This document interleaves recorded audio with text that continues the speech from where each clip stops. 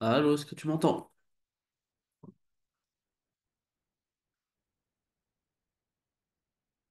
Allô, allô.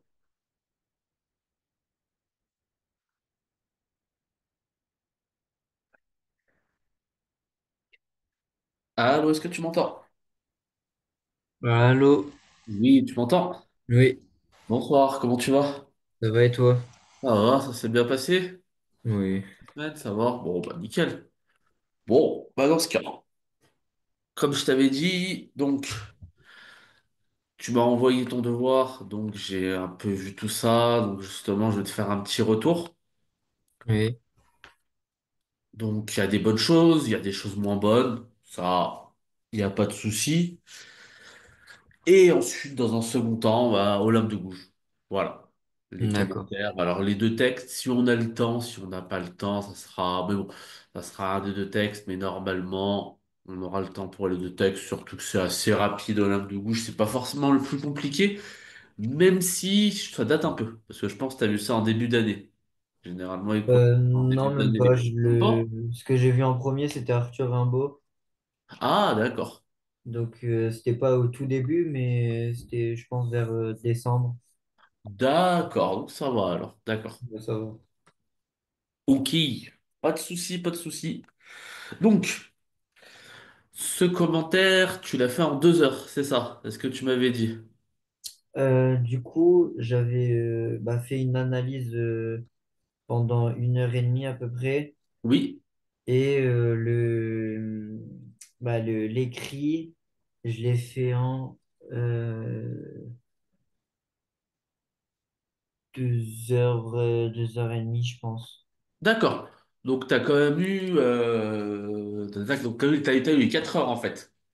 T'as fait un brouillon qui a duré 1 heure et demie, et après, t'as fait les 2 heures de rédaction, quoi. Oui. Ok, pas de souci. Alors, hop, je commence par ce que tu as bien fait pour moi, ce que tu as bien compris. Alors, après, toi, c'est toujours compliqué de noter. Déjà, je suis pas prof de français, tu vois. Toujours compliqué de mettre une note. Ouais. Alors, j'ai quand même essayé. Moi, si je devais noter ton devoir, je lui mettrais, si je suis sévère, je lui mettrais 11-12. Moins sévère, ça peut monter jusqu'à 13 voire 14. Ok. Ouais. Déjà, ça vaut la moyenne déjà, hein. Ça, Ouais. faut pas que tu t'en fasses pour ça. Après, est-ce que c'est un sujet qui avait été donné par ta prof ou est-ce que c'est un sujet que tu as pris toi-même? Non, c'est moi j'ai pris un texte au hasard et je me suis dit je vais faire sur celui-là. Ok, excellent. Et tu l'as trouvé comment le texte? Il était difficile, facile? Alors, Bah, je il te rappelle était. déjà, c'était la poésie, enfin, c'était la poésie de Rimbaud sur la Vénus Anadyomène. Ouais. Comment tu l'as trouvé ce poème? Bah, pour moi, il est quand même assez facile à comprendre. D'accord. Bon, alors effectivement, parce que bon, voilà. Effectivement, voilà, parfait. Donc, effectivement, alors, t'as montré que t'avais bien compris, hein, tu vas voir assez rapidement. Alors, j'ai mis que, bah, ça va, le style, la manière d'écrire, ça va, c'est correct, t'as pas fait beaucoup de fautes, c'est propre, c'est lisible. Voilà. Après, encore une fois, c'était à l'ordi, donc je peux pas me rendre compte, de comment t'écris, mais Ouais. généralement, t'as pas de problème au niveau de l'écriture. Bah, tout dépend en fait de ce que j'écris.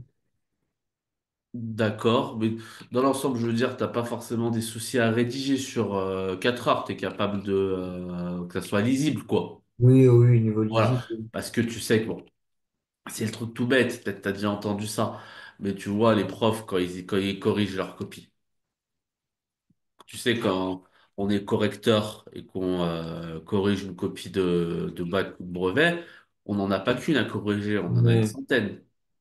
Oui. Et on en a une centaine en un temps qui est imparti, c'est-à-dire en une journée, quoi, ou 2 journées. Oui. Donc ça veut dire que copies, tu vois où je veux en venir? Des copies qui vont mal être écrites. La première, ça sera peut-être pas hyper gênant. La dixième, ça va commencer à être un peu lourd. Mais si c'est la quarantième ou la cinquantième, là, le prof, il risque de mal le prendre.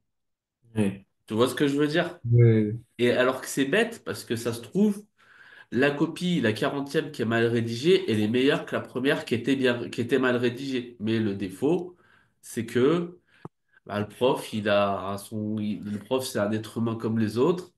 Et si, alors ce qu'il fait, c'est pas bien, ça, c'est pas des choses à faire.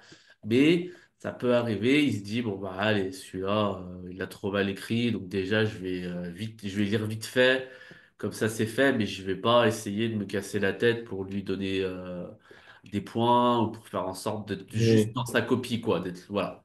Donc, c'est ça. C'est juste ça. C'est pour ça qu'on vous dit de bien, à chaque fois, essayer, d'être le plus, net possible dans vos copies, mais voilà, c'est juste ça. Donc la structure globale maintenant, elle est plutôt bonne. Même si on a dû te dire qu'un plan en trois parties, c'est mieux. Ouais. Voilà. Mais la structure globale, elle est bonne. Tu te répètes pas hein, dans les deux, parties que tu avais. Donc c'est bien. Maintenant, c'est sûr qu'un plan en trois parties, ça reste meilleur. D'ailleurs, je t'enverrai une correction globale avec les trois parties. D'accord. D'accord, on va pas le faire là, je veux juste vraiment, commenter sur ce que tu as compris, ce que t'as pas, ce que tu compris, ce que tu as bien fait, ce que tu as moins bien fait. Mais, le commentaire global, ça, on le fera. Ça, je te le donnerai, pas de souci. Ouais. Donc, l'intro, tu as plutôt bien géré l'intro et le côté historique de la chose. C'est-à-dire qu'effectivement, tu as bien rappelé le côté, mouvement parnassien, la poésie, la beauté idéalisée. Et alors que Rimbaud donc va, totalement aller dans le contraire de ça et qui va justement, à travers ce poème, faire une critique de ça. Ouais. Donc ça, tu l'as bien dit, il n'y a pas de souci. T'as bien compris le poème.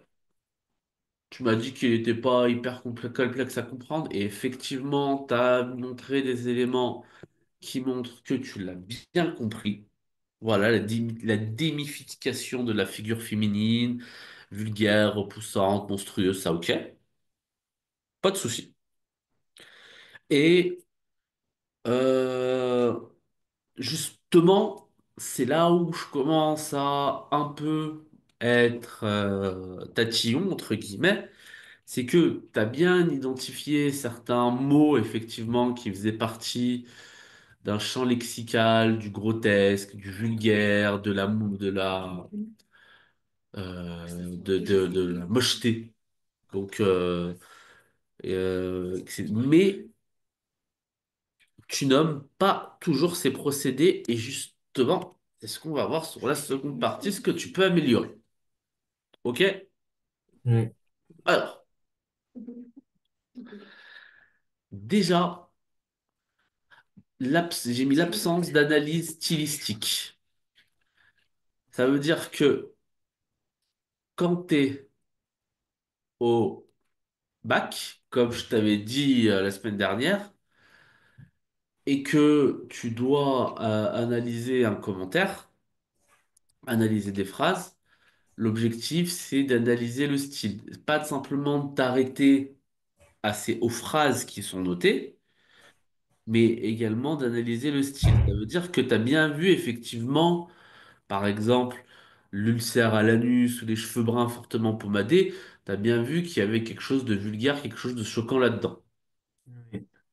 Maintenant, qu'est-ce qui est vulgaire, qu'est-ce qui est choquant là-dedans? Ça, tu l'as moins dit. Au niveau du style, qu'est-ce qui était vulgaire, qu'est-ce qui était choquant? Je sais pas si tu vois ce que je veux dire. Bah, la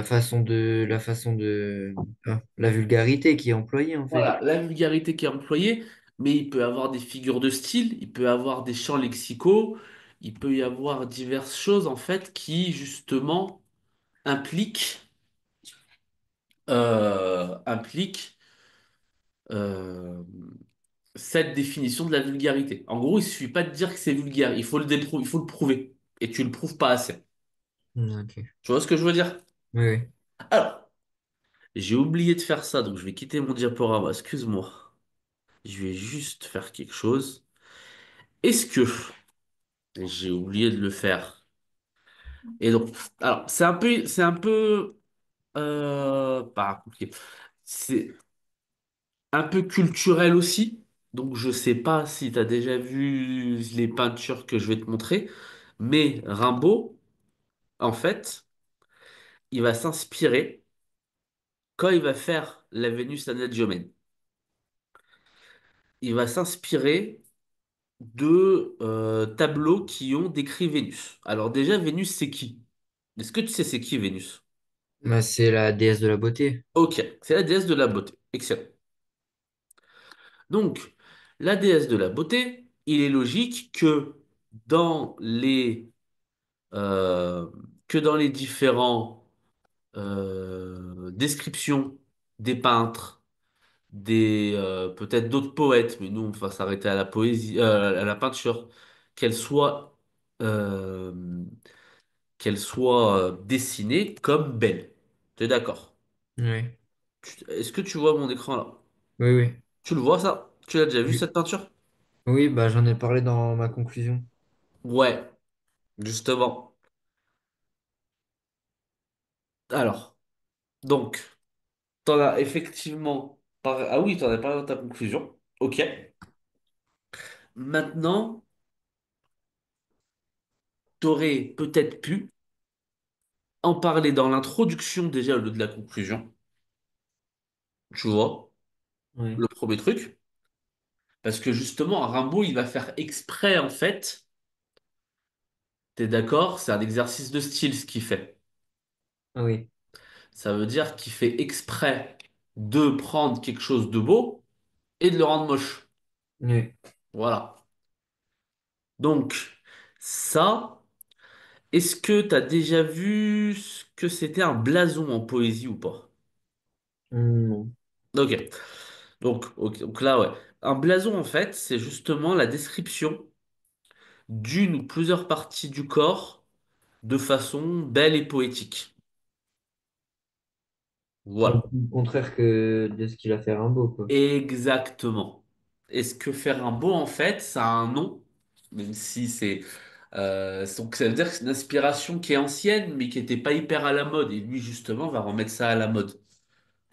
Ce que faire un beau, en fait, c'est ce qu'on appelle un contre-blason. Pour aller Ok. très vite.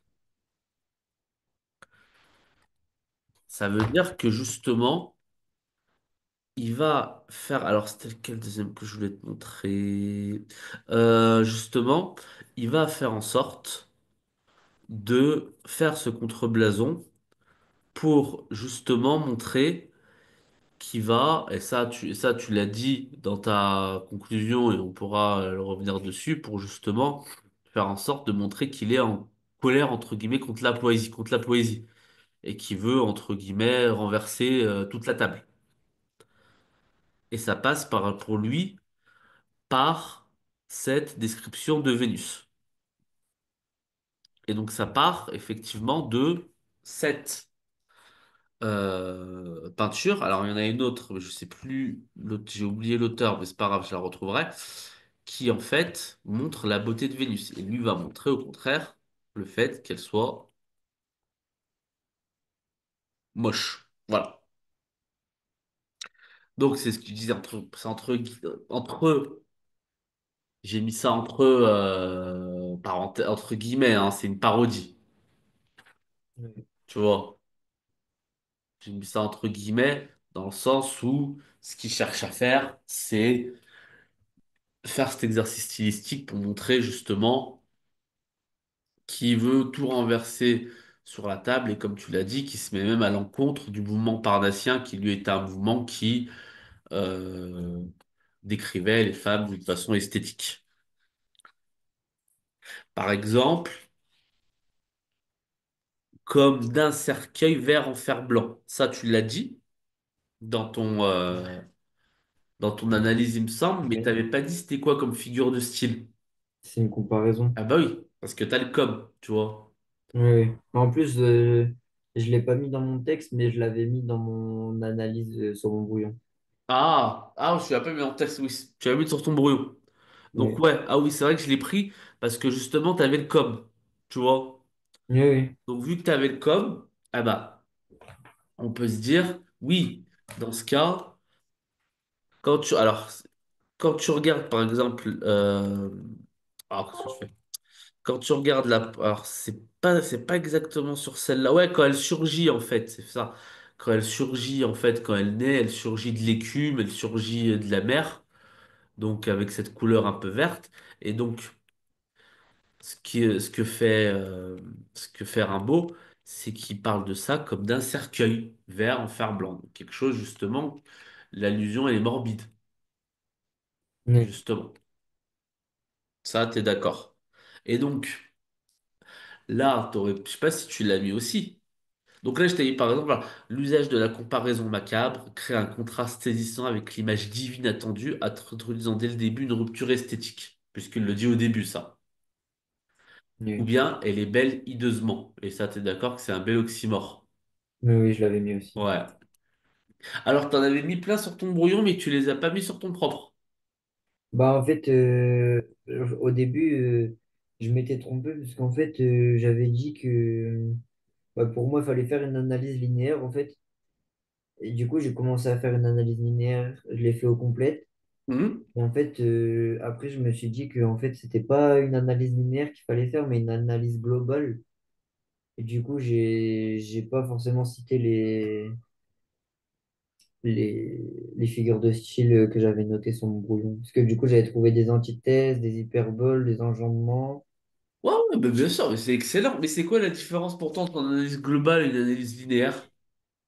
Bah, global, c'était plus en essayant un peu de survoler le texte et pas d'écrire ligne par ligne, comme on le Oui, fait alors, à l'oral.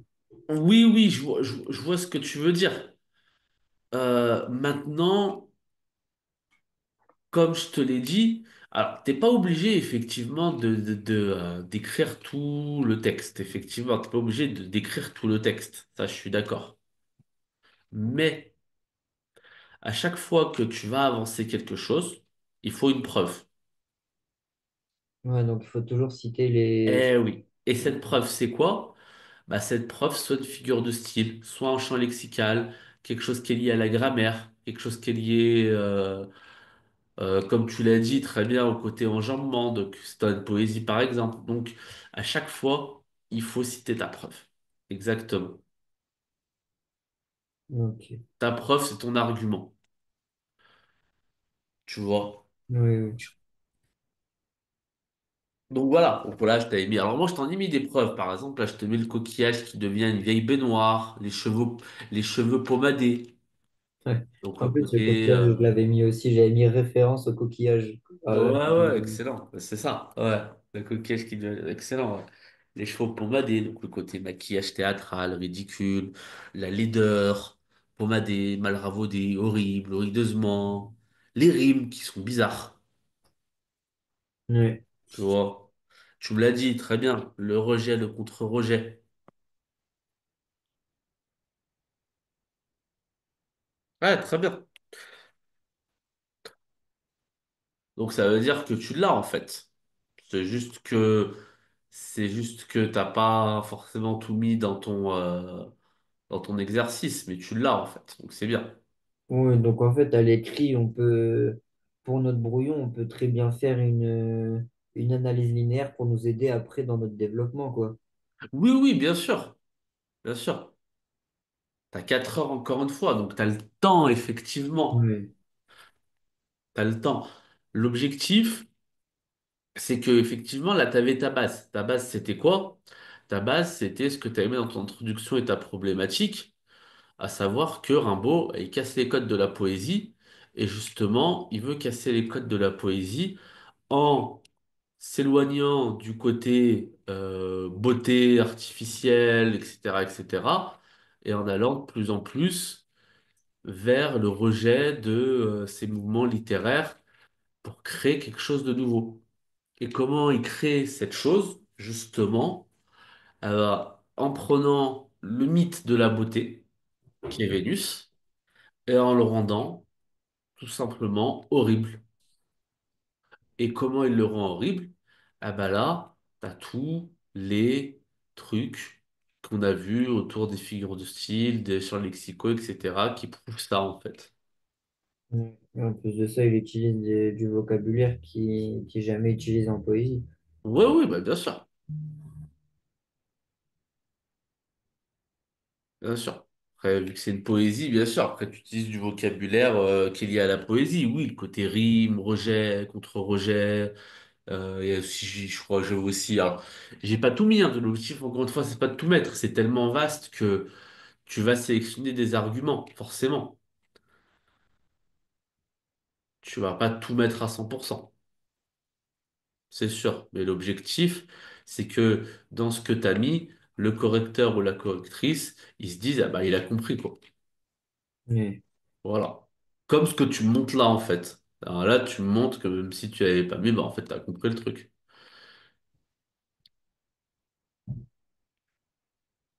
Donc, justement, voilà.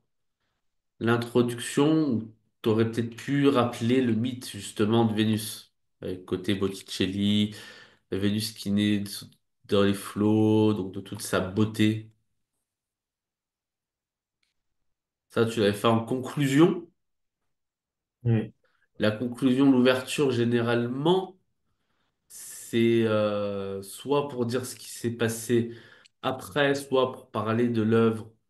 Alors, dans la conclusion, tu verras que j'ai surtout parlé de l'œuvre en fait de Rimbaud. Donc, j'ai surtout parlé de ce qu'il a fait, de ce qu'il a fait dans son œuvre, qui est lié donc à cette critique en fait. Parce que là, tu as une critique esthétique, mais Rimbaud, c'est pas que la critique esthétique, c'est aussi la critique de la société, c'est la critique de Oui. la guerre, c'est la critique. Donc tu veux, voilà. Bah, de toute façon, tu l'as lu. Oui, oui. Oui, oui, voilà. Donc, ok. Donc après, je t'ai mis quelques phrases pour justement montrer donc, la modernité poétique du poème. Donc, le réalisme cru, la vérité, loin de toute idéalisation. Ça, c'est important aussi chez Rimbaud, l'idéal. Le côté, justement, il le dit d'ailleurs, il le dit que quelque part, c'est plus un enfant et que ce qu'il cherche, c'est la vérité, quoi. Justement. Des mots un peu plus poussés peut-être, le côté déshumanisation, il détourne la poésie classique, utilise le grotesque, le dérangeant, le sordide, le trois parties, voilà. Et comme je t'avais dit, plutôt élargir la conclusion. Donc justement, où il élargit donc toute la tradition poétique qu'il va poursuivre dans d'autres poèmes. Le Dormeur du Val, je sais pas si tu l'as vu, si tu l'as lu. Oui, Donc le soldat mort, quoi, oui, oui. tu vois. Ou les Effarés, je sais pas si tu t'en rappelles aussi. Oui, bah, c'est celui que les enfants. Ouais, exactement. Donc là, où il y a évidemment, de toute façon, Rimbaud, c'est un des très grands poètes, donc évidemment, il y a le côté stylistique, il y a le côté magnifique, il y a le côté onirique, mais il y a également le côté euh, critique très forte de la société dans laquelle il vit. Ouais. Donc voilà, écoute. Bah, de toute façon, tu m'avais dit, oui, Rimbaud, t'as quoi, toi, comme analyse en commentaire à faire? J'ai bah, du coup Vénus Anatomène, Ouais, Les Effarés, Ma Bohème, et après, est-ce que j'en ai d'autres? Je crois pas que j'en ai d'autres. ouais, c'est les trois classiques, c'est les trois classiques. D'accord, d'accord, d'accord. Et celles-là, tu m'avais dit que tu les avais plutôt bien maîtrisées. Oui, bah ceux-là, je les ai plutôt bien compris. Ouais, on les reverra rapidement, mais ouais, effectivement, hein, celles-là, c'est les classiques, donc il n'y a pas, normalement, il n'y a pas de difficulté. Ok, nickel. Et tu comptes faire d'autres exercices comme ça, là? Tu auras le temps dans les prochaines semaines? Bah, j'ai déjà essayé de faire les analyses de tous les textes que j'ai, mais le commentaire, je sais pas. La dissertation, ça, je sais pas s'il aurait le temps. Ouais, ouais, non, mais bien sûr, je te comprends. Mais de toute façon, ouais. De toute façon, là, l'objectif cette semaine, là, on va voir Olympe de Gouges. Je pense qu'on aura le temps de voir les deux textes parce que, bon, tu sais pas. Alors, moi, je vais reprendre en grande partie ce qu'a dit ta prof, de toute façon, donc ça va aller assez vite. Le seul truc, c'est que j'insisterai un peu plus sur le contexte, en fait. Mais Ouais, sinon c'est bon. Mais c'est vrai qu'après, l'objectif, ça serait alors, de voir les autres textes assez brièvement et donc rappeler tout ça. Bah, après, c'est vrai que l'objectif, ça serait de faire quelques vrais oraux, quoi. ouais. Ouais, où vraiment, tu pourrais faire comme en épreuve et voir un peu ce que ça donne. Surtout que vous, votre épreuve, elle est en deux parties, c'est ça? Bah, aller d'abord sur du coup l'œuvre qu'ils nous auront donnée. Ouais. Et après, ce Il y a une sera question sur de grammaire, le si je me livre. trompe pas. Ouais, question de grammaire. Et après, le livre Et après, le livre de que la tu as leçon. choisi. Oui, voilà. Nickel, ouais. Et toi, tu l'as déjà choisi ou pas? Bah, du coup, moi, vu que j'ai aimé la partie où on parlait d'Arthur Rimbaud et tout ça, j'ai choisi les cahiers de Douai. Ah, excellent. D'accord. D'accord, d'accord. Excellent. T'as choisi les quêtes doigts. Donc, dans ce cas, s'il te demande ta poésie préférée des Kate Douai, ça sera laquelle? Bah, je pense c'était Le Mal que j'avais bien aimé. D'accord. D'accord, d'accord. Bon, écoute. Bah, je t'avouerai que là, je l'ai pas en tête, donc je la relirai et après, je te questionnerai sur pourquoi t'as aimé ça. Y a pas de souci. Ouais, nickel. Mais c'est bien. Nickel. Excellent. Donc voilà. Voilà. Après, je vais pas plus loin parce que bah après, toi, tu m'as dit que tu les as vues, les figures de style, tout et tout, donc c'est excellent. Donc voilà, hésite pas, voilà. Quand tu fais ton travail, tes figures de style, tes preuves, en gros, ça fait partie de tes preuves, tu les mets bien à chaque fois. Ouais. Et ça sera parfait. Bon, ah bah c'est parti, on va faire Olympe de Gouges alors. On va faire Olympe de Gouges. Donc, tac, tac, tac. Donc, tu as le préambule jusqu'à l'article 4, si j'ai tout compris. Donc, comme d'habitude. Oui, Alors, c'est ça. déjà, est-ce que tu sais à quel registre littéraire ça appartient, ce genre de texte? Ah, je sais plus du tout. Olympe de Gouges, c'est plutôt polémique. Ok. Justement, ça veut dire quoi, polémique? Bah, c'est pour faire parler et pour bah là dans son cas c'était pour changer les mentalités. Très bien. Changer la mentalité, excellent. Faire parler, très bien. Et donc, effectivement, changer les mentalités, notamment les mentalités donc des hommes, effectivement. Ouais. Donc, vas-y, je te laisse le lire et ensuite je te montre l'introduction rapide et après on parle des mouvements.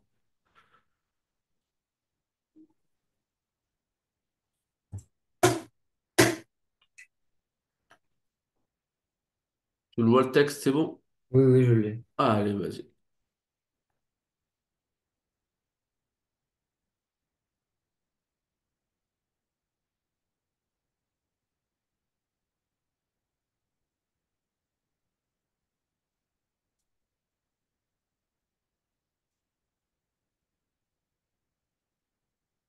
Allô, allô. Oui. Oui, vas-y, tu peux le lire? Ah, Oui, il y oui, a. ouais, c'est ça, on le fait. Tu le lis, ouais, bah, comme la semaine dernière. Ok, ok, ouais, je suis en train de Pas de le lire. souci, vas-y.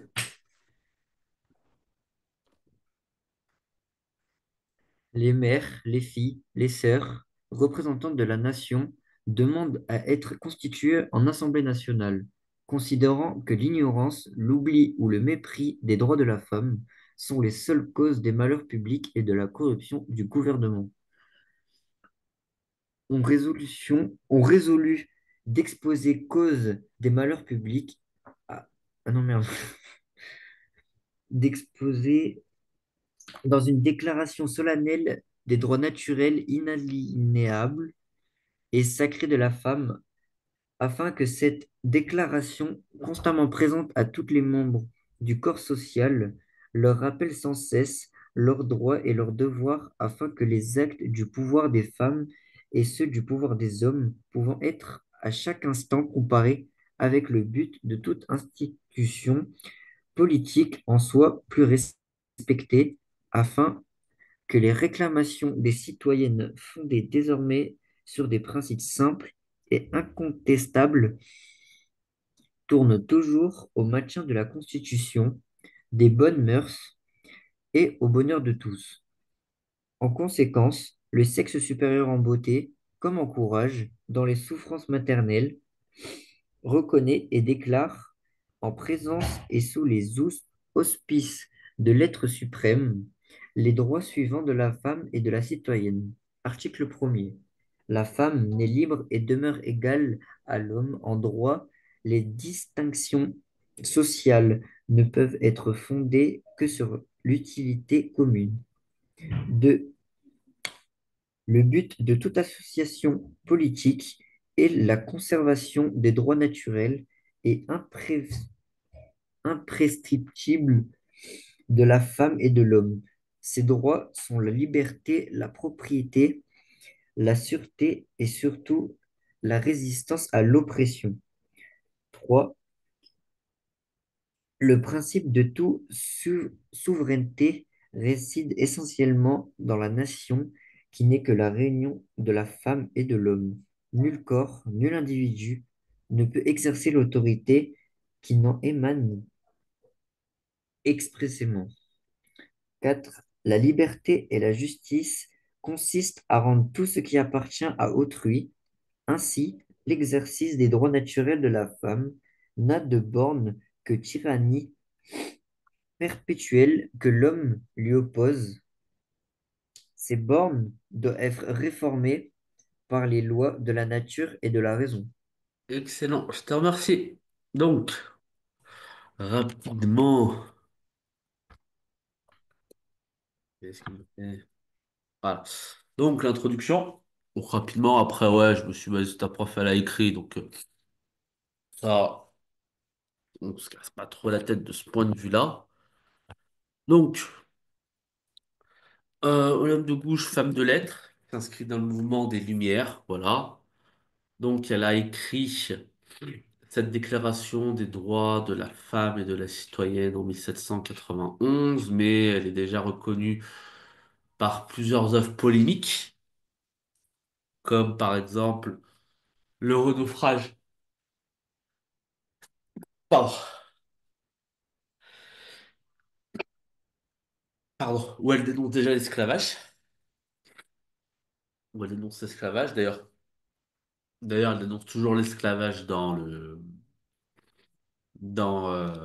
Les hommes de couleur. dans la Déclaration des droits de la femme, excuse-moi, elle dénonce encore l'esclavage.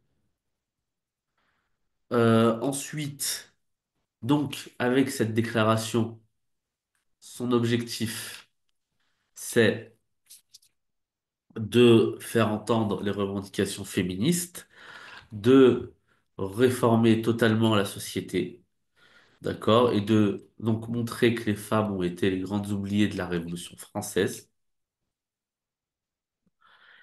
Et enfin, ça match donc par rapport à ce qu'il y avait avant. Donc, ce qu'il y avait avant, c'était notamment le texte sur donc les droits donc le préambule des droits de la femme, où elle montre que l'homme se comporte en tyran, qu'il a pris le pouvoir de façon illégale, et elle propose ici de faire une déclaration, donc d'annoncer officiellement, de revendiquer les droits des femmes, et évidemment que cette Et la dernière chose, que cette déclaration, donc ce que tu as lu, s'inspire très très fortement, même dans le ton et même dans les phrases de quoi? Bah, de la déclaration de l'homme et du citoyen. Excellent. Ça s'inspire très fortement de la Déclaration des droits de l'homme et du citoyen d'août 1789. Très bien. Excellent. Donc, euh, donc t'as même quatre mouvements. D'accord. Donc, tu as un premier mouvement, mettre au devant de la scène les femmes représentantes du peuple et revendiquant leur liberté d'expression. Alors, je reprends le texte. Tac. Tu l'as le texte devant toi? Oui. Nickel. Donc, première phrase. Donc, attends, ce qu'on va faire, c'est que, boum, voilà, on va le faire un peu ensemble, celui-là. Je suis pas hyper complexe. Donc, le premier mouvement.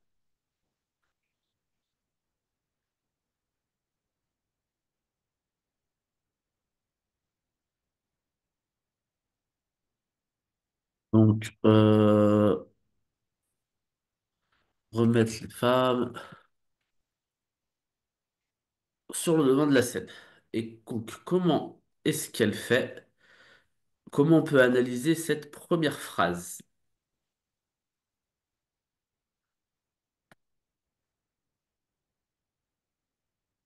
Comment on peut analyser cette première phrase? Déjà, est-ce que tu vois une figure de style pour cette première phrase?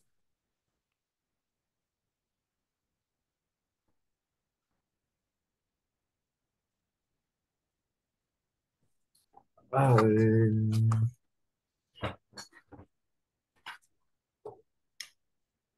je me rappelle plus du Ah, nom. pas de souci.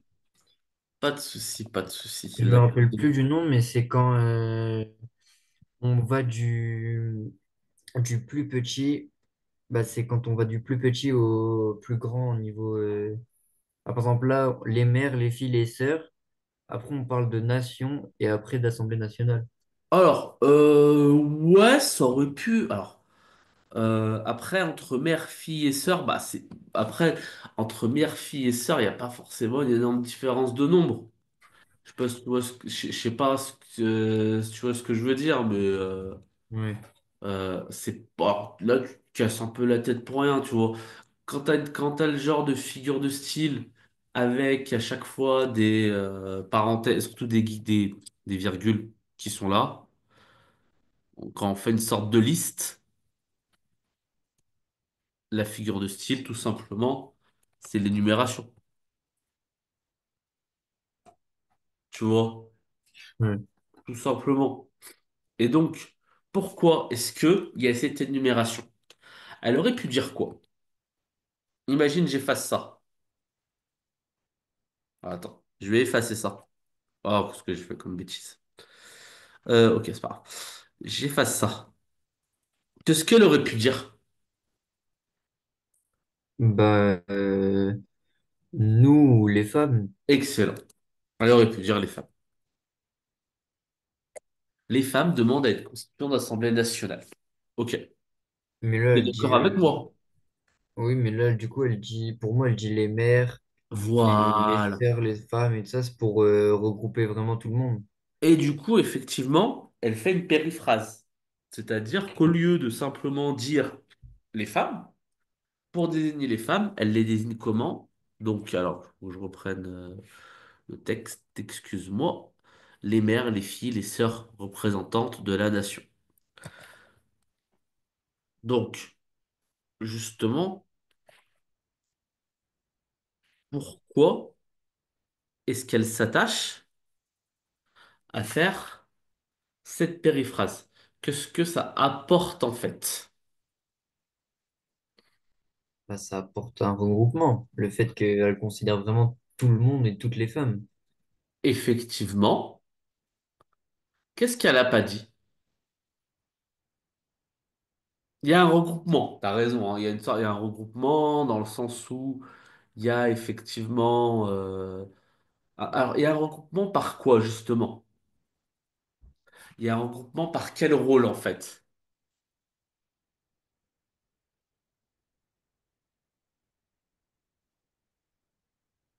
Quand elle parle de mère, de fille et de sœur, elle parle, c'est quel type de vocabulaire? Bah, C'est lié à quoi, tout simplement? bah, la famille. Très bien, bon voilà. Donc, des fois, les réponses, elles sont pas compliquées, hein. C'est lié à la famille, très bien. Mais, tu remarques pas quelque chose de bizarre? Bah, il n'y a pas les personnes âgées. Ouais, ouais, elle aurait pu dire les vieilles, pourquoi pas? Dans ce cas, elle aurait pu dire les jeunes aussi. Bah, en soi, les filles, du coup, c'est considéré comme... T'as pas spécialement tort, oui, oui, t'as pas spécialement tort. Mais c'est même pas ça. Il y a un rôle, t'as raison, c'est une numération liée à la famille. Très bien. Liée, en tout cas, au rôle de la femme dans les familles. Mais il y a un rôle que les femmes ont dans les familles et dont elles parlent pas.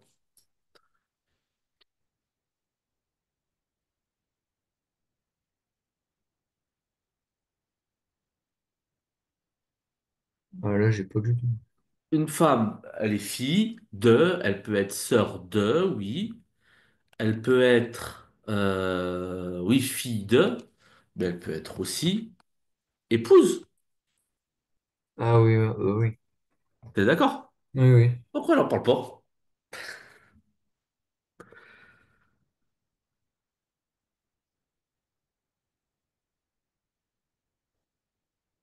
Pourquoi est-ce qu'elle parlerait pas du mariage? Parce que bah, à l'époque, c'est un peu une norme, c'est un peu obligatoire, le mariage. Alors oui, effectivement, ça je suis d'accord. Donc en fait, là, ce qu'elle souligne, t'es d'accord, c'est des liens naturels. Oui. Ça veut dire que le mariage, c'est pas un lien naturel dans le sens où le mariage, c'est quelque chose qui est, entre guillemets, choisi. Oui. Donc ça peut être la première raison, c'est qu'elle s'attache au lien naturel du sang. Voilà, une fille, une femme, c'est tout le temps la mère de quelqu'un, la fille de quelqu'un, les sœurs de quelqu'un. Ça peut être la première chose. La deuxième chose, ça peut être aussi, on rappelle que dans ce texte, qui sont critiqués? Les hommes. T'es Mm. d'accord? Oui. Et les hommes sont avant tout quoi par rapport aux femmes? Les maris. Là, c'est avant tout effectivement leurs époux ou leurs maris, effectivement. Et il y a aussi ce côté domination des hommes euh, qui est critiqué effectivement, puisqu'on ne cite pas le rôle d'épouse que la femme a. Tu vois ce que je veux dire? Oui. Donc voilà. Et justement, puisque on oublie ce côté domination, ça veut dire qu'on instaure quoi entre les mères, les filles, les sœurs représentantes de la nation?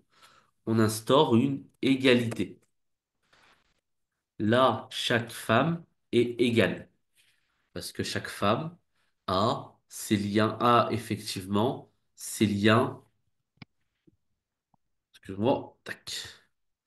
Chaque femme a effectivement ses liens de sang.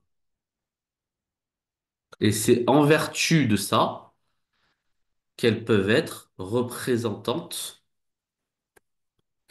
de la nation, en tant que mère, en tant que fille, en tant que sœur.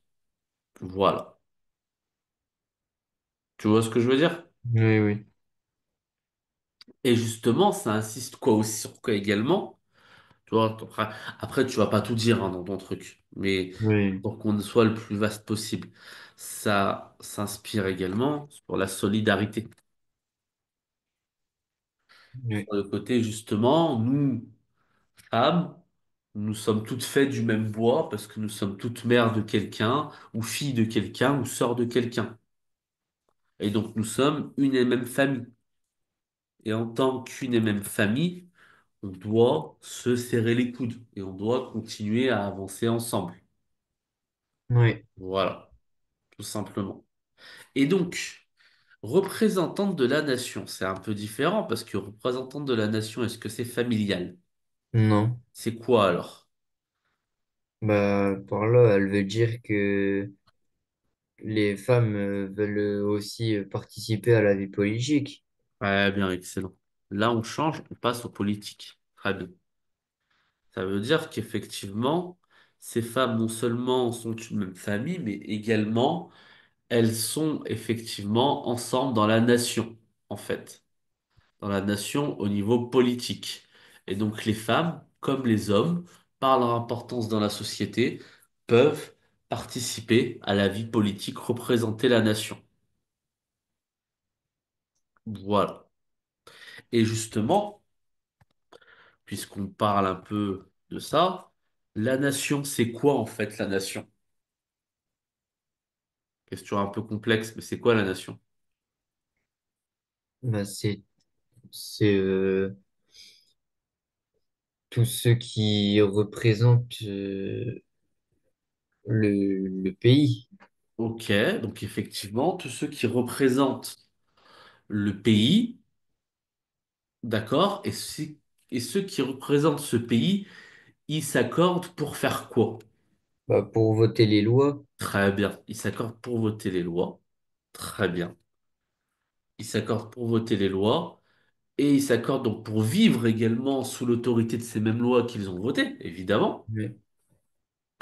Selon les principes notamment, alors ça c'est avant la Révolution, mais ça a fortement inspiré la Révolution, de Rousseau et du contrat social par exemple. Et forcément,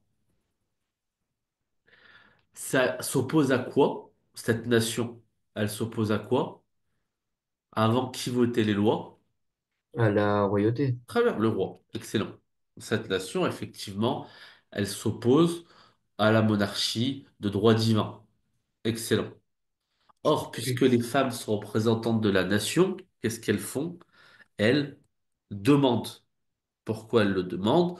Parce qu'elles sont représentantes de la nation. Donc, elles demandent à être constituées en assemblée nationale. Ouais. Voilà. Et justement, quand elle dit demande, est-ce qu'elle le demande demain? Non, au moment, bah, tout de suite. Ah, bah, excellent. Elle le demande tout de suite. Très bien. Ça veut dire que c'est une volonté qui doit être faite immédiatement. Et que c'est pas normal que c'est pas déjà été fait. Puisque, comme tu le sais, sous la Révolution française, les femmes n'avaient pas le droit de participer à la vie politique. Ouais. Donc, voilà. Donc, ça montre justement, hein, juste à cause d'un petit mot, la demande, ça te montre l'urgence de la situation. Voilà.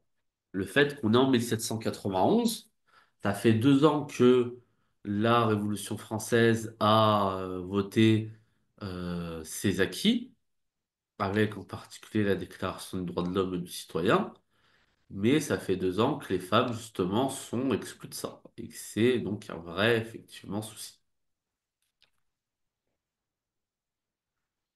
Très bien. Donc, elle aspire en fait à ce que les femmes aient autant de droits que les hommes,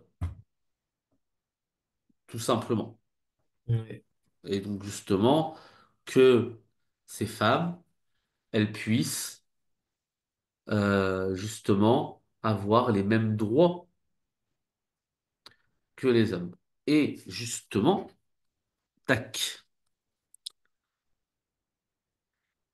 considérant que l'ignorance, l'oubli et le mépris, on va faire cette phrase, alors là, on va faire la phrase, voilà. Ouais, ça, la corruption des gouvernements. Tac.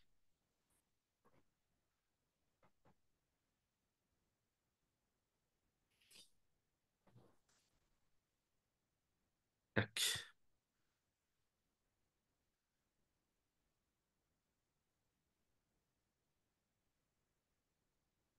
Nickel. Euh, Tac. Ah non, pardon, de second mouvement. Ah oui, il était court ton premier mouvement, ok. Donc, second mouvement, les raisons de la rédaction de la déclaration. Ok. Donc,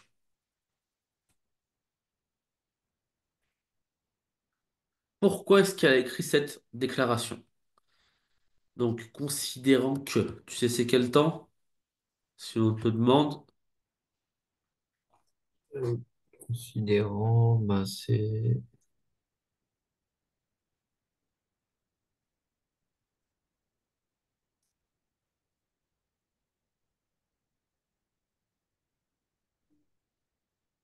Alors, ce qui peut te poser problème. Qu'est-ce qu'il me fait? Ce qui peut te poser problème, c'est peut-être ça. Oh, attends. ANT. Ouais. Déjà, ton avis, c'est du passé, du futur, du présent? Bah, c'est du passé. Ah non, bah non, présent. Très bien, du présent. Oui, c'est du présent. Alors, c'est un temps un peu particulier, c'est un mode un peu particulier, c'est le participe présent.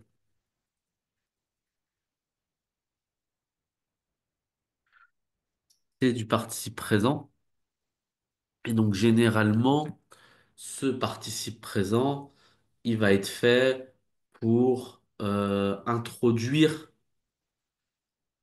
quelque chose. Et là, qu'est-ce qu'elle veut introduire, considérant que.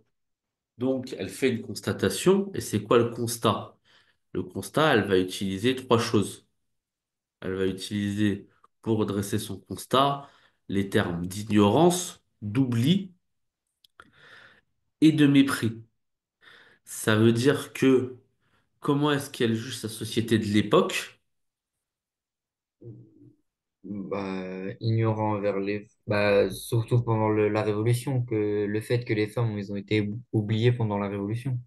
Très bien, effectivement. Donc, ça veut dire que les femmes ont été totalement oubliées de la Révolution. Ouais. Très bien. Donc, elle introduit le fait que les femmes aient été totalement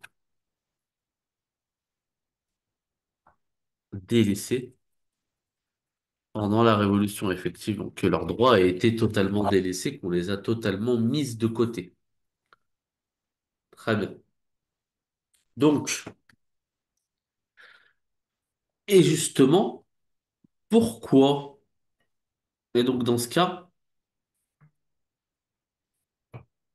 les malheurs publics et la corruption des gouvernements. Pourquoi est-ce qu'il y a des malheurs publics et pourquoi est-ce qu'il y a la corruption des gouvernements? Parce que, justement, on a oublié le droit des femmes. Ouais. Voilà, justement, on a oublié les droits des femmes. Donc, effectivement, c'est la cause du mépris des gouvernements. Et justement, en fait, ignorance, oubli, mépris, c'est exactement les mêmes adjectifs. Pardon. C'est exactement les mêmes adjectifs qu'il y a dans quoi? Dans la Déclaration des droits de l'homme. Eh oui, exactement les mêmes adjectifs. D'ailleurs, d'ailleurs, c'est même pas exactement les mêmes adjectifs, c'est exactement la même formulation en fait dans les droits de l'homme. Seulement, on a remplacé les droits de l'homme par le droit de la femme. Femme. Donc, c'est exactement la même formulation. Enfin, c'est Donc, en comme dans fait, l'article premier, c'est exactement la même phrase. voilà, exactement. Elle reprend la même formulation que l'article des droits de l'homme, donc l'article premier. Effectivement. Alors, sauf qu'elle remplace homme par femme. Effectivement. Et donc, ça montre que la femme est aussi importante que les hommes.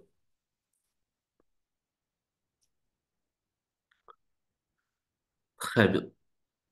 Alors, tac, tac, voilà. Où il est le texte? Il est là. Donc, ça, c'est bon. Donc, on résolut d'exposer, voilà.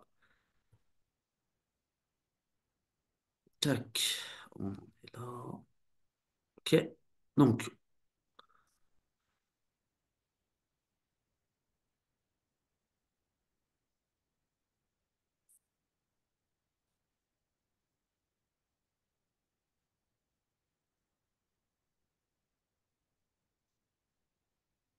droit naturel, inaltérable et sacré.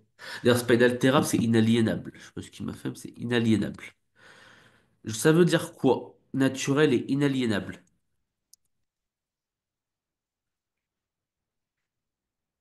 Est-ce que tu sais, ça veut dire quoi ces deux termes? Bah, du coup, naturel, c'est que les femmes, bah, naturellement, ont des droits autant que les hommes. D'accord. Et Et donc, ça vient de quoi en fait le droit naturel? Tout simplement.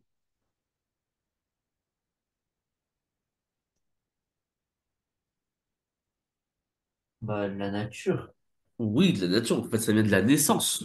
Tout simplement. Ça veut dire que quand on naît, on a des droits qui sont naturels. Voilà. Simplement parce qu'on est. Parce qu'on est là en fait. Tout simplement. Et inaliénable. bah, qu'on peut pas négliger. Non seulement négligé, mais qu'on ne peut pas nous enlever. Ça veut dire que personne, le tyran par exemple, peut pas enlever ce droit à personne. Voilà. Et donc les hommes ne peuvent pas, ne pourraient pas normalement, ne devraient pas enlever ces droits aux femmes. Tout simplement. Donc ça veut dire que quand elle évoque des droits naturels de la femme, ça veut dire que l'âme de Gouges, elle se dit que les hommes, justement, euh, enlèvent ces droits à la femme alors que normalement ils ne devraient pas. Voilà. Et là, justement, tu vois, naturel, inaliénable et sacré, tu as encore une énumération. Ouais. Voilà. Pour au niveau de la figure de style. Donc, afin que cette déclaration constamment présente à tous les membres du corps social leur rappelle sans cesse leurs droits et leurs devoirs, afin que les actes du pouvoir des femmes et ceux du pouvoir des hommes pouvant être à chaque instant comparé avec le but de toute institution politique en soit plus respecté, afin que les réclamations des citoyennes fondées désormais sur des principes simples et incontestables tournent toujours au maintien de la constitution des bonnes mœurs et au bonheur de tous. Alors je sais que j'ai été un peu long, mais t'as remarqué, afin que, ça s'appelle comment ça? Donc ça commence trois fois par le même mot. Tu te rappelles? Une... Ah, putain, je mélange tout. Pas de souci. Tranquille. Allitération, c'est que quand c'est Allitération, ça va plutôt être en poésie. On va utiliser ça. Alors, on peut utiliser ça. Là, il n'y aura pas forcément d'allitération. Mais ça commence par A.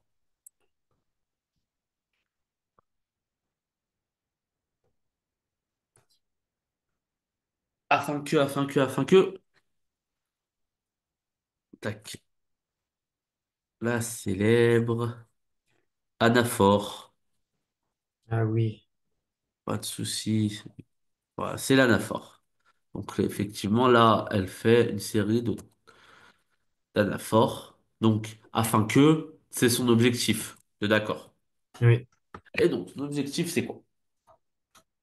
Premier objectif. Afin que cette déclaration constamment présente à tous les membres du corps social leur rappelle sans cesse leurs devoirs, leurs droits et leurs devoirs. Donc, justement, Les membres du corps social, c'est pour désigner qui en fait? Tout simplement. Bah, les hommes. Les hommes, ok. Donc, en gros, tac, tac, voilà. Est-ce qu'il y a que les hommes?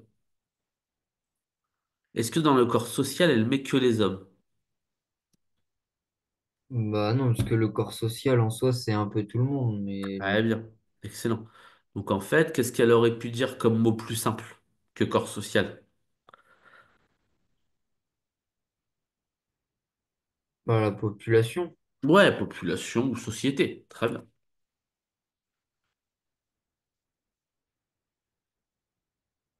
très bien. Et donc, constamment. Pourquoi est-ce qu'elle utilise constamment? T'es d'accord que constamment, je peux l'enlever de la phrase. Oui. Pourquoi elle le met alors? Pourquoi elle l'a gardé?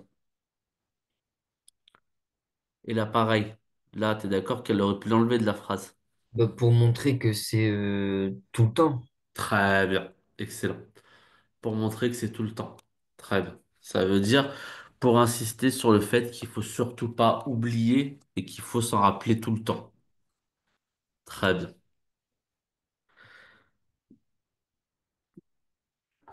Donc ça, c'est pour la première. Excuse-moi. Ça, c'est pour la première, effectivement, énumération. Donc l'ensemble du corps social, etc. Et donc l'ensemble de la société, effectivement, constamment, sans cesse. Ok, très bien.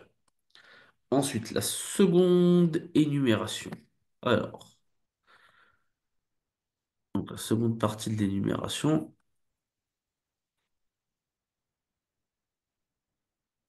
afin que les actes du pouvoir des femmes et ceux du pouvoir des hommes en soient plus respectés. Ok, donc,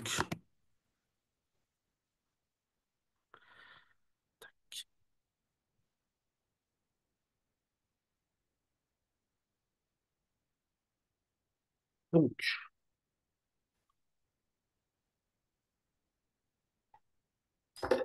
les actes, les actes du pouvoir des femmes et ceux du pouvoir des hommes.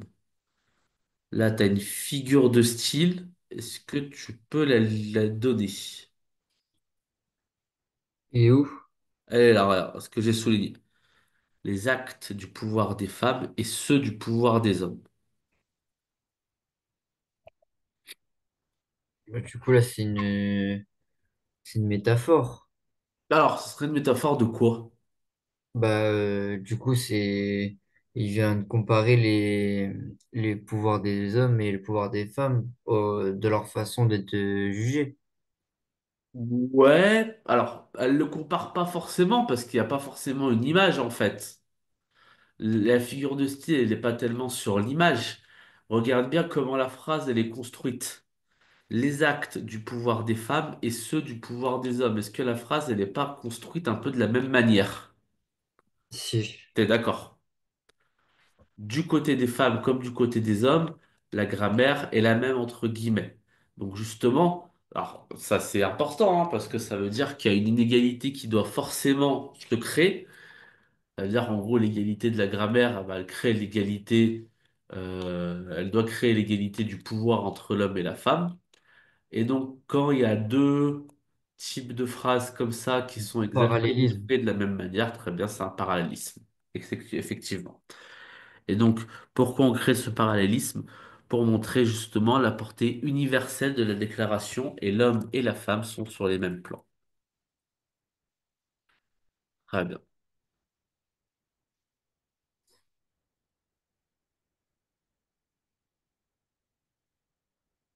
Et enfin,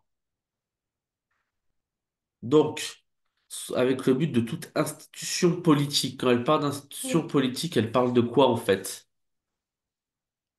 Bah, de l'État en général. Très bien. Elle parle de l'État, elle parle de l'espace public également et politique. Donc, elle parle de la femme qui doit s'exprimer librement, effectivement, dans l'espace public et dans l'espace politique. Et tu as encore une fois le côté insistant, donc euh, le côté urgent avec le côté à chaque instant. C'est-à-dire, Mm. pareil, à chaque instant, elle peut l'enlever, mais pourquoi elle le garde? Pour bien montrer justement le fait qu'il faille le faire tout le temps. On est toujours sur le sentiment d'urgence, sur le sentiment de la nécessité. Et enfin, le dernier, afin que les réclamations des citoyennes tournent au... en- Tac,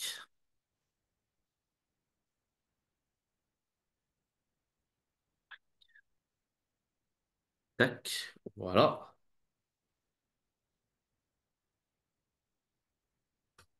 Donc, euh, pour celle-là, les réclamations des citoyennes sont fondées désormais. Quand elle parle quand tu vois le terme désormais, qu'est-ce que ça évoque en fait? Bah que avant, c'était pas le cas. Voilà, très bien. Donc ça évoque la nouveauté. Ça doit évoquer la nouveauté. Justement, ça évoque le fait qu'il doit y avoir effectivement cette nouveauté. Cette nouveauté, elle se base sur des principes simples et incontestables. Et donc, ces principes, c'est quoi notamment? Ces principes simples et incontestables, c'est notamment la Constitution, les bonnes mœurs. Ça veut dire quoi les bonnes mœurs? Là, c'est ce qui est depuis longtemps, un peu comme des coutumes. Oui, c'est un peu, oui, effectivement, c'est la manière de vivre, effectivement, la manière de vivre. euh, donc, le bon comportement. Oui, Voilà, le bon comportement et le bonheur de tous. Donc là, elle parle de quoi en fait? Là, elle parle de propositions de loi qu'elle a faites avant, oui. notamment sur les relations entre les hommes et les femmes qui pourraient, oui, les hommes entre les femmes qui pour elle doivent être, encore une fois, égaux. Et pour ça, elle a fait des propositions de loi. Par exemple, ça a été l'une des premières à faire des propositions de loi sur le divorce. Le divorce, qui à cette époque est, les femmes n'ont pas le droit de divorcer à l'époque. Oui, Ça, tu le sais. Et oui, oui. donc, forcément, ça va être une des premières à revendiquer ce droit et à le faire revendiquer aux femmes. Et ensuite, les femmes, elles pourront... Et c'est qui va... Et grâce à qui elles vont pouvoir divorcer, entre guillemets. Le divorce va être inscrit, tu sais, quand? Hmm,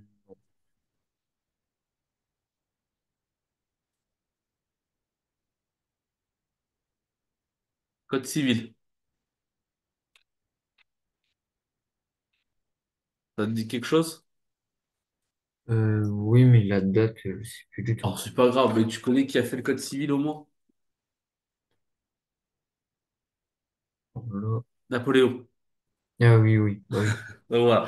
Donc ça va être en fait, ça va être une quinzaine d'années après.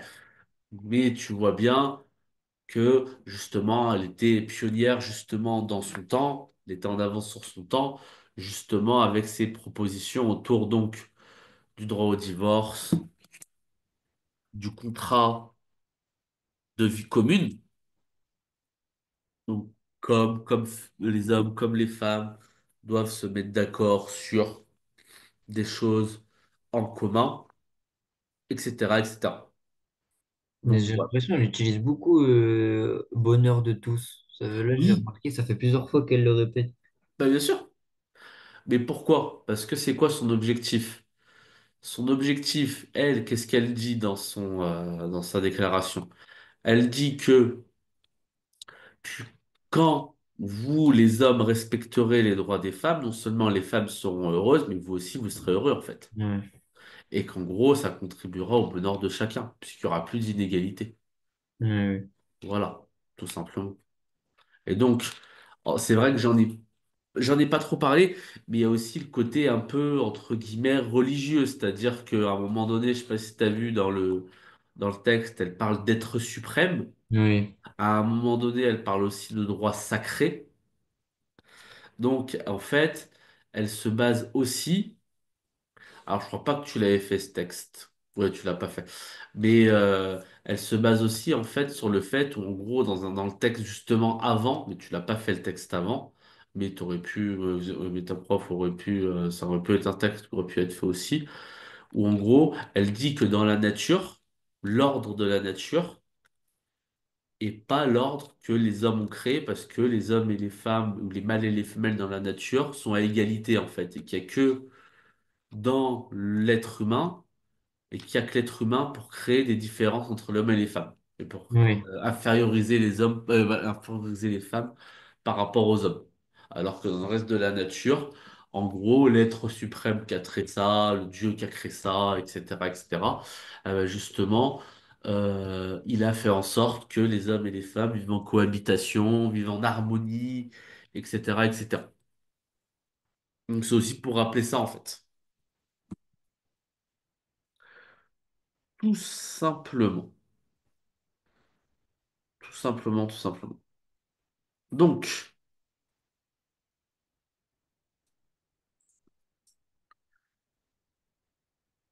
la fin du préambule. Qu'est-ce qu'elle dit cette fin de préambule? Cette fin de préambule, elle nous dit, en conséquence, eh ben justement, elle parle de sexe supérieur. Donc, elle parle de qui là? bah, des hommes. Très bien. Elle en parle de quelle manière, forcément, quand elle utilise ce terme de sexe supérieur? Est-ce qu'elle le pense réellement? Non, c'est ironique. Voilà, effectivement. Très bien. En Donc, plus, par sexe la suite, supérieur. Très bien. en plus, par la suite, elle vient, du coup, continue dans son ironie. Elle dit dans les souffrances maternelles, Très bien. beauté, Excellent. encourage. Excellent. Donc, effectivement, normalement, le sexe supérieur, effectivement, ce sont les hommes. Mais là, elle dit quoi? Elle dit que ce sont pas les hommes, les sexes supérieurs, mais que ce sont les femmes. Ouais. Ça, tu l'as bien compris. Excellent. Excellent, excellent. Donc, reconnaît et déclare en présence et sous les auspices de l'être suprême. Donc ça, effectivement, on l'a vu. L'être suprême, donc le côté un peu religieux, les droits suivants de la femme et de la citoyenne. Donc, qu'est-ce qu'on peut dire sur cette phrase à part ça? En conséquence, donc en gros, tout ce qui est arrivé avant, la conséquence, elle est maintenant. Ouais. Et donc, ensuite, le sexe supérieur en beauté comme on courage dans les souffrances matérielles, c'est pour dire, en gros, c'est pour désigner que les femmes. Donc, c'est encore une périphrase pour montrer justement tout ce que les femmes endurent. Ouais. Voilà, pour aller très vite. Et justement, elles endurent quoi? Les souffrances maternelles. Donc, c'est quoi les souffrances maternelles en fait? Là, c'est tout ce qui est pendant la grossesse. Très bien, pendant la grossesse et notamment l'accouchement. Ouais. Très bien.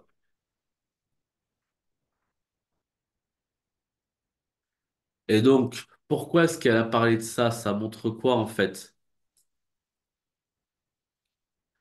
Ça montre que, justement, les femmes sont pas si faibles que ça. Ouais. Justement. Ok, nickel. Nickel, nickel. Donc, ça lui permet justement d'inverser, inversion des rôles. Ça veut dire que la femme devient le sexe fort et l'homme passe au sexe faible. Voilà. Et donc, justement, le troisième mouvement, qu'est-ce qu'elle va faire dans son projet. Donc, dans le premier mouvement, elle a remis les femmes sur le devant de la scène. Dans le deuxième mouvement, les raisons qu'elle a fait, où elle a fait cette déclaration, et justement, le troisième mouvement, la déclaration en elle-même, avec donc les quatre articles Ouais. que tu as à étudier. Ça va, il est plutôt simple. Oui, oui. Oui, oui, il est plutôt, ça va, il est pas, c'est pas le plus dur, pas le plus dur. Et même dans ce qu'elle a écrit, c'est pas le plus dur, donc ça va. L'article 1, donc, la femme née est libre, libre et demeure égale en droit. Quelle surprise, ça reprend exactement ce que ça dit, ce que dit la déclaration de l'homme et du citoyen. Voilà. Et donc, elle parle de la femme, donc elle parle du genre féminin. T'es d'accord? Oui. Ensuite, ah, tu vois, on va faire les quatre en même temps. Ouais, on va aller plus vite, on va faire les quatre en même temps. On va faire les quatre en même temps. On va aller un peu plus vite comme ça. Euh... Où est-ce qu'il est? Voilà, parfait.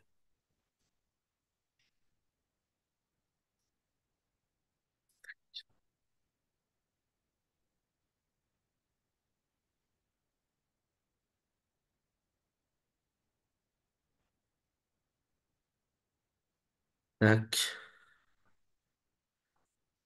tac. Donc, sur l'article 1, donc effectivement, la femme.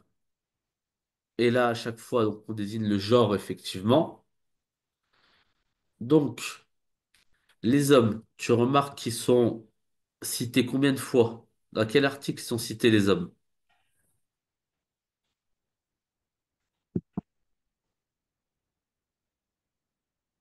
Hum.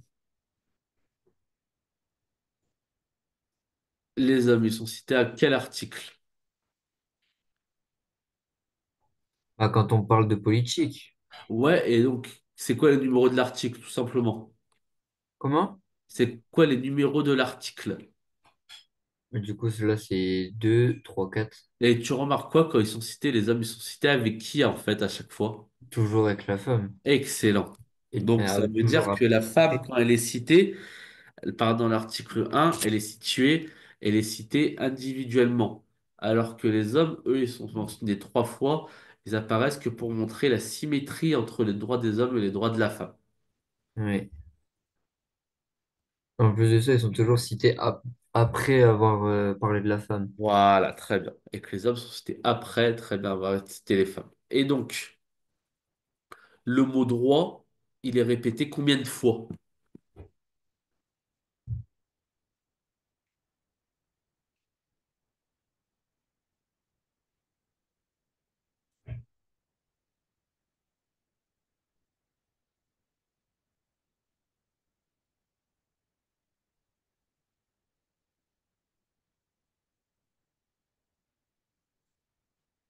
4 fois. Encore plus? Attends, est-ce que tu l'as 4? Un, 2, 3, 4. Ouais. Quatre, oui, quatre fois là, effectivement. Et dans le reste des articles également, ça va être cité en 7 fois au total.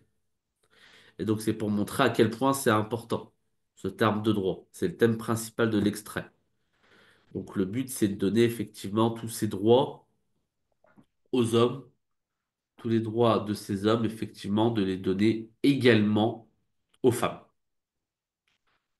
tout simplement. Donc, après, qu'est-ce que tu pourrais avoir d'autre dans ça? Donc, oui. Euh, Qu'est-ce que tu pourrais avoir d'autre après? Donc, naturel, on l'a vu, d'accord. Inaliénable et sacré, ça aussi, on l'a vu ensemble. Mais après, bah, de ce mouvement-là, on peut dire aussi qu'elle reprend la Déclaration des droits de l'homme et du citoyen. Ouais, bien sûr, elle reprend exactement les mêmes principes de la Déclaration des droits de l'homme et du citoyen, mais en créant l'égalité homme-femme. Effectivement. Très bien.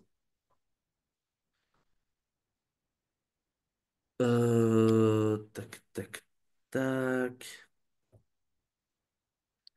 Donc, avec quelques petites différences, par exemple, surtout. Voilà, c'est là. Par exemple, dans l'article 2, il n'y a pas le surtout pour les sur les droits de l'homme. Et elle rajoute le surtout. Pourquoi elle rajoute le surtout là? C'est lié à l'expérience féminine qui est opprimée par l'homme. Ouais, Voilà. Donc, justement, parce que les hommes, dans l'article 4, elle les accuse, en gros, de prendre tout le pouvoir et de l'exercer que pour eux.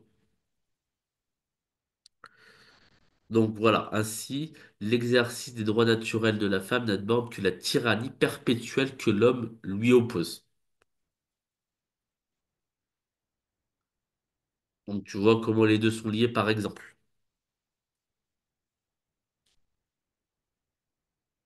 Et donc, qu'est-ce que t'as d'autre à part ça? Qu'est-ce que je pourrais te dire d'autre? Euh... Tac, tac, tac. Le principe de souveraineté réside dans la nation qui n'est que la réunion de la femme et de l'homme. Là, tu reconnais quoi comme type de phrase?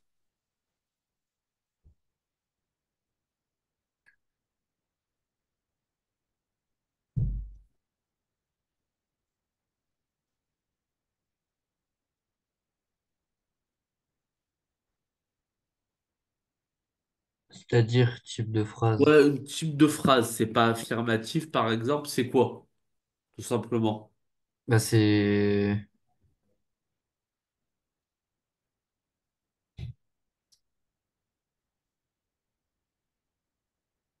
moi, je sais pas comment. Bah, tout simplement avec ne, qui naît. Là, c'est négatif. Pas bien, c'est négatif. Alors, t'as remarqué, alors après, le truc un peu, entre guillemets, piégeux, qui n'est que. Ça veut dire que tu as une négation, mais qui est restrictive. Voilà. N'est Ouais, que. C'est pas qui n'est pas, mais qui n'est que. oui, Et oui, donc, c'est pour montrer quoi? C'est pour montrer qu'en fait, justement, cette nation dont beaucoup parlent, eh ben, ce n'est que la réunion de la femme et de l'homme. Tout simplement. oui, Tout simplement. Voilà. Et donc, comme je te l'ai dit, donc la femme, donc ça veut dire que pour la nation existe, il faut qu'il y ait l'homme et qu'il y ait la femme. Voilà. Pour aller très vite. Ça, tu l'avais compris avant, donc il n'y a pas de souci.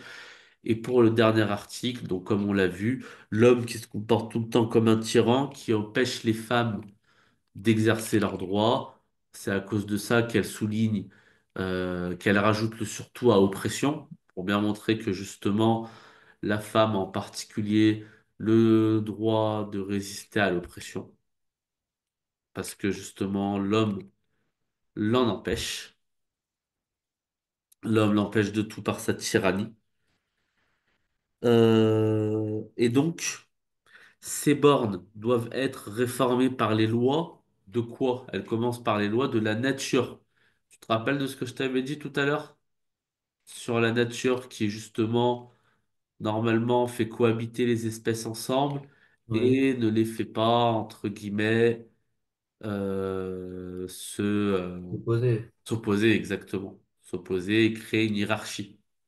Ouais, Donc, c'est pour ça qu'elle utilise d'abord la nature, pour le côté un peu, les hommes, quand même, vous êtes bêtes, parce que même dans la nature, si vous observez, si vous regardez la nature, eh ben, vous verrez que les hommes et les femmes, les mâles et les femelles sont parfaitement égaux ensemble. Et enfin, la raison c'est quoi? La raison c'est la logique, et la raison c'est aussi les lumières. T'es d'accord avec moi? ouais, Donc justement, ces hommes qui font la révolution à cause justement des Lumières. Ça, tu as vu en histoire que les Lumières étaient la grande cause, la philosophie des Lumières qui était la grande cause de révolution au XVIIIe siècle. Justement, les hommes qui veulent utiliser leur raison, c'est bien, mais ça sera encore mieux s'ils utilisaient leur raison pour y inclure également les femmes telles qu'elles doivent l'être par la Révolution dans la Révolution française. Voilà, tout simplement. Ça va, c'était clair pour toi celui-là? Oui, Ouais, il n'est pas hyper complexe. Alors l'autre aussi est pas hyper complexe. On le fait rapidement. oui. Donc, bon, l'autre, c'est encore plus rapide. On va le faire en une demi-heure. Alors la semaine prochaine, après, on verra la semaine prochaine si tu veux qu'on fasse un truc en particulier, lequel tu voudrais qu'on fasse. Donc, pour aller très vite, pour aller très vite. Ah oui, celui-là, t'avais pas Ah oui, ah oui, d'accord, celui-là, il t'avait pas proposé de mouvement. Alors attends, je vais en sortir un où j'avais les mouvements. Je l'ai déjà. Attends. Ouais, parce que t'avais pas de mouvement sur celui-là. Franchement, j'ai pas regardé les Ouais. analyses là, avant Sur de. le postambule, t'avais pas de mouvement. Bah, tu sais quoi? Je te le fais rapidement sans mouvement et après, Oui, je t'envoie un fichier avec les mouvements. Parce que j'ai déjà d'accord, étudié celui-là avec quelqu'un d'autre il y a quelques mois. Il y avait les mouvements, il y avait ce qu'il fallait. d'accord. Là, on le fait rapidement. Donc, l'introduction, c'est la même, hein. Donc, on se casse pas la tête. Ouais, bah de toute façon, c'est le même auteur. Voilà. Euh, Donc, femme, réveille-toi, le tocsin de la raison se fait entendre dans tout l'univers, reconnais tes droits. Donc, effectivement, ces femmes, elles commencent donc par cette adresse aux femmes, t'es d'accord? En disant réveille-toi. Donc, avant, elle avait parlé à l'homme. L'homme, es-tu capable? Donc, elle procède de la même manière, puisqu'elle a d'abord défié l'homme. Ça, c'était dans le texte auparavant, mais toi, tu l'as pas étudié de toute façon. Donc, elle l'avait défié en particulier d'accepter les changements qu'il devait aux femmes, et notamment les changements donc dans l'égalité qu'il devait aux femmes. Là, c'était justement dans ce texte où il parlait de contempler la nature, où elle disait à l'homme, regarde la nature, regarde autour de toi, l'homme et les hommes et la femme sont égaux, etc., etc. Et donc, à la femme, elle dit quoi? Réveille-toi. Quand elle lui dit réveille-toi, c'est quel type de mode verbal? On n'est pas dans l'indicatif, t'es d'accord? Ouais, On est dans quoi? Réveille-toi. bah là, c'est un ordre. Ou c'est un ordre, très bien. Et comment on appelle ça? Quand c'est un ordre, c'est quoi le mode verbal de l'impératif? T'es d'accord? Ouais, Et pourquoi cet impératif envers la femme? Qu'est-ce qu'elle veut là? Pourquoi elle bah, commence son texte par là? elle veut que les femmes, elles se rendent compte et de se rebeller, soi-disant. Excellent. Elle veut effectivement que les femmes se rendent compte donc de leur situation et elle veut qu'elles agissent. Excellent. Elle veut qu'elles agissent. Ça veut dire que là, c'est un vrai appel effectivement à agir, à se rebeller, comme tu as dit, contre l'ordre effectivement masculin. Donc, le tocsin, est-ce que tu sais ce que c'est que le tocsin? Non. Un tocsin, c'est une cloche qui sert à alerter. Ok. Et donc, quand elle dit le tocsin de la raison, c'est quoi comme type de figure de style?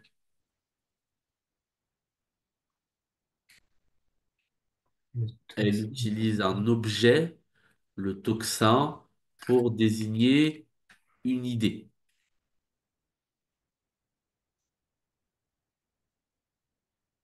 Est-ce que tu vois la figure de style que c'est? Le tocsin devient la raison, en gros. Le tocsin devient l'objet qui symbolise la raison. Une allégorie. Très bien, excellent. C'est une allégorie. Et donc cette allégorie, effectivement, elle sert à montrer que Justement, c'est maintenant ou jamais. Oui. C'est maintenant ou jamais. Il y a la cloche d'alerte qui a sonné. Maintenant, il faut y aller.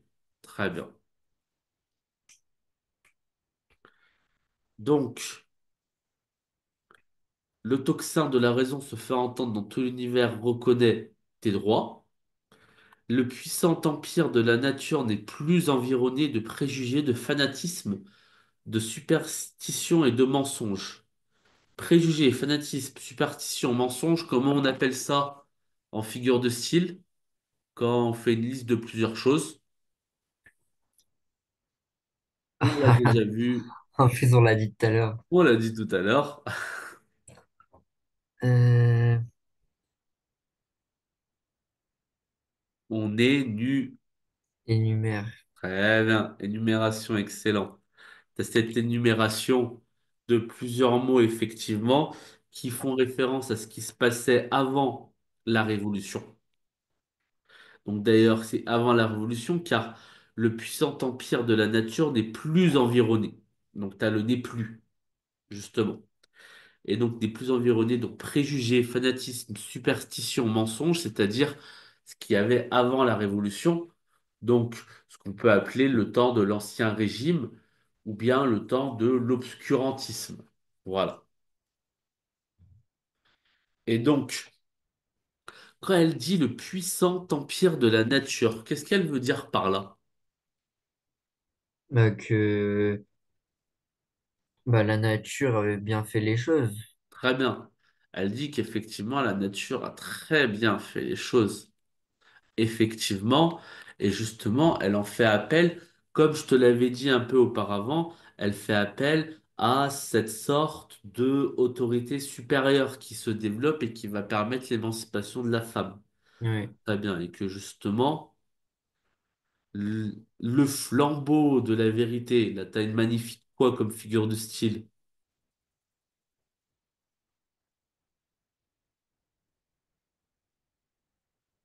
Le flambeau de la vérité.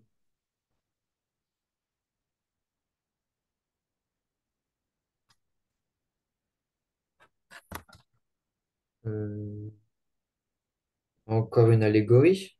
Et donc, c'est une allégorie de quoi, là? Le flambeau, c'est une allégorie, ça représente quoi?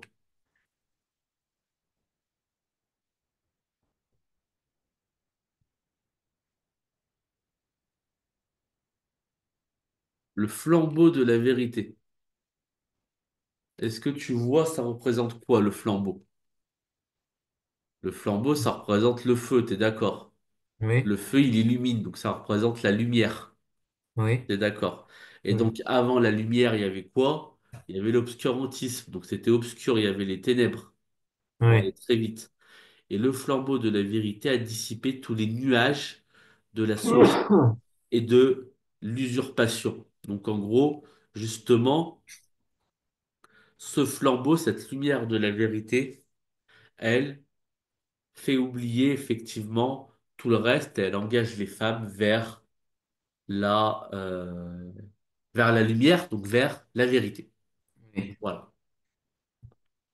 Et donc, la métaphore des nuages, de la sottise et de l'usurpation aussi.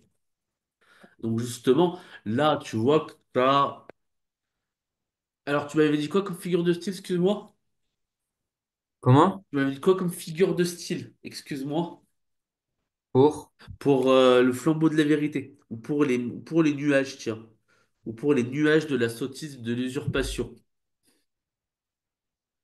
Tu m'avais dit quoi comme figure de style? Métaphore. Ouais, très bien, effectivement, ce sont de très belles métaphores, et justement, ces métaphores elles représentent quoi en fait? C'est même des métaphores filées parce que c'est pas que sur une phrase, et justement, c'est toujours un peu la même chose, c'est le côté l'ombre face à la lumière. Voilà, ou les ténèbres face à la lumière. Et donc, les ténèbres, elles sont représentées par l'obscurité. Et donc, l'obscurité, c'est quoi? C'est les nuages, Oui. d'accord? Et la lumière, c'est quoi? C'est le flambeau. Et donc, ce flambeau de la vérité, il dissipe tous les nuages, effectivement. Voilà. Et donc, tu as une antithèse entre la lumière et l'obscurité. Voilà. Et donc, l'homme esclave a multiplié ses forces, a eu besoin de recourir aux tiennes pour briser ses chaînes. Qu'est-ce qu'il veut dire par là?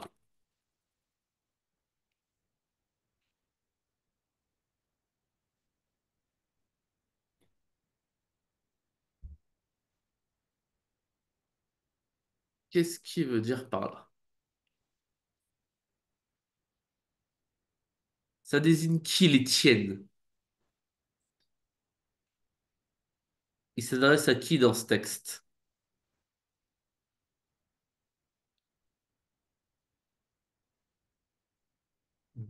Mhm. Ben, elle s'adresse aux femmes, mais Très du bien, il coup, s'adresse aux femmes. Et qu'est-ce qu'il dit en fait aux femmes? Il dit que les hommes sont devenus libres grâce à qui? pas grâce aux hommes. Non, pas grâce à eux. L'homme esclave, t'es d'accord? L'homme Oui, esclave, l'homme était esclave justement avec la monarchie absolue, etc., etc. Je te fais pas le cours oui, d'histoire. oui, oui. A multiplié ses forces, donc l'homme a manifesté, a fait usage de la force pour se libérer, Ouais, du coup, là, elle parle de la révolution. et oui, et a eu besoin de se recourir aux tiennes pour briser ses fers.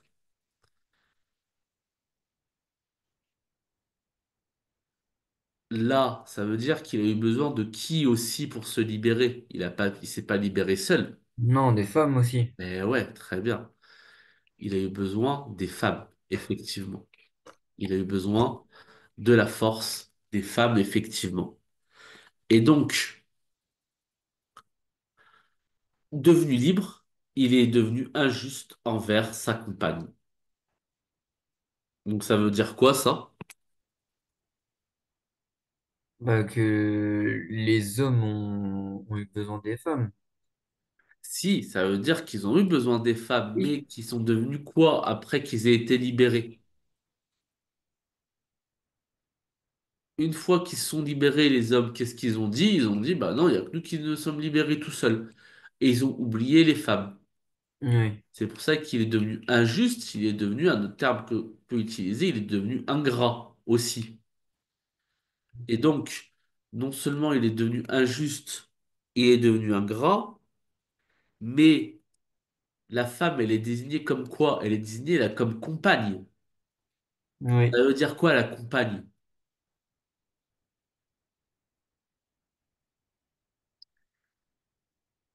La compagne, c'est celle qui accompagne, mais c'est également celle qui a fait la même chose que l'homme.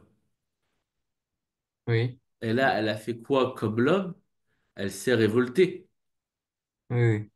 Tu vois ce que je veux dire? Oui, parce qu'en Elle soi, s'est du coup, les révoltée. femmes ont fait la Eh ben révolution oui, très aussi, bien. Les mais femmes ont fait la bon, Révolution française autant que les hommes. Si hommes ont pu acquérir ces droits, il n'y a pas de distinction de sexe. C'est autant les hommes que les femmes qui ont participé très fortement à cela. Et justement, qu'est-ce qui s'est passé après la Révolution française? Enfin, pendant la Révolution française, mais surtout une fois que la royauté a été largement ébranlée, les hommes ont oublié que les femmes avaient participé à cela et les ont relégués à un rôle mineur, obscur, donc en ne leur accordant aucun droit. oui. Aux femmes, quand cesseriez-vous d'être aveugles? Quels sont les avantages que vous avez recueillis dans la Révolution? Un mépris plus marqué, un dédain plus signalé. Donc là, qu'est-ce qu'elle leur dit?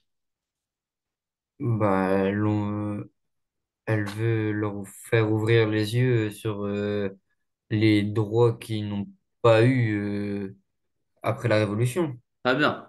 Donc en fait, effectivement, les droits que Donc, tu remarques aussi que c'est quel temps que c'est du passé composé. Et donc le passé composé, il sert également à parler d'événements passés, mais qui ont toujours une importance aujourd'hui, qui ont toujours une importance dans ses yeux. Et justement, c'est quoi l'importance? L'importance, c'est justement le bilan de ce que les femmes ont récolté pendant la Révolution française, c'est-à-dire rien du tout. Ouais, Donc ce bilan, effectivement, il est largement négatif, il est largement amer. Donc tu as raison, elle demande aux femmes de se réveiller, effectivement. Donc, et justement, aux femmes, et donc tu remarques qu'on passe du singulier, au début elle parlait des femmes au singulier, mais dans cette phrase, elle en parle des femmes au pluriel. oui. Pourquoi elle leur parle au pluriel? Parce que qu'est-ce Bah, que les femmes peuvent faire au pluriel? Une fois la prise de conscience, c'est-à-dire dans la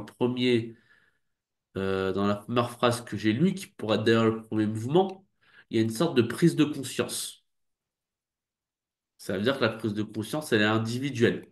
ouais, Chacun se rend compte individuellement que bah, on s'est fait un peu avoir, pas dire autre chose. ouais. Donc, qu'est-ce que ça doit mener? Ça doit mener à quoi cette prise de conscience individuelle?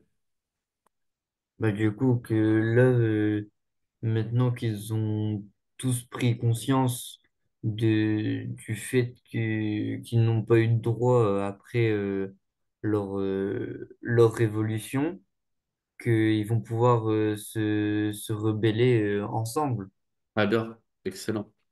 Ça veut dire que là, tu as raison, elle en appelle à la rébellion, effectivement. Elle en appelle à la révolte. Ce pluriel, effectivement, il exhorte les femmes à passer à l'acte, effectivement. Mais qu'elles n'ont rien obtenu, elles ont tout perdu, mais qu'il faut effectivement qu'elles fassent quelque chose. Très bien. Dans les siècles de corruption, donc les siècles de corruption, ça veut dire quoi? C'est une périphrase, encore une fois, tu vois qu'elle utilise beaucoup de périphrases, Ouais. mais c'est pour dire quoi les siècles de corruption? Bah, que ça fait beaucoup de temps que les femmes ne sont pas considérées. Oui, effectivement. Et donc, en particulier, elles n'étaient pas considérées durant les siècles de corruption, qui font référence à quoi? Qui font référence tout simplement La monarchie. à la monarchie. Excellent. Très bien. Donc, durant les siècles de corruption, vous n'avez régné que sur la faiblesse des hommes.